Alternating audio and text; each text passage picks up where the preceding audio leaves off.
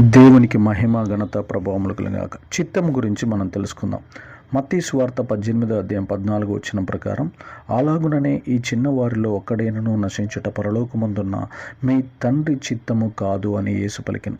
తండ్రి చిత్తము భూమి మీద ఉన్న ప్రతి మనిషి నరకం వెళ్లకుండా పరలోకం చేరాలనేది తండ్రికి ఇష్టమైన కోరిక అని యేసు మనకు తెలియజేస్తున్నాడు. జారత్వానికి అంటే వ్యభిచారానికి దూరంగా ఉండుట దేవుని చిత్తము, అంటే దేవునికి ఇష్టము. మూర్ఖుల నోరు మోయించుట దేవుని చిత్తము. పరిశుద్ధులుగా ప్రతి ఒక్కరూ జీవించుట దేవుని చిత్తము. క్రీస్తునందు ప్రతి ఒక్కరూ సంపూర్ణులగుటకు అగుట దేవుని యొక్క చిత్తము. ప్రతి విషయంలో దేవునికి కృతజ్ఞతాస్తుతులు చెల్లించుట దేవుని చిత్తము. దేవుని చిత్త ప్రకారం జీవించుట మానవుని యొక్క ధర్మము. ఆయన చిత్తం అడిగి దానిలో నడుచుకునుట ప్రతి ఒక్కరి లక్ష్యమై ఉండాలి.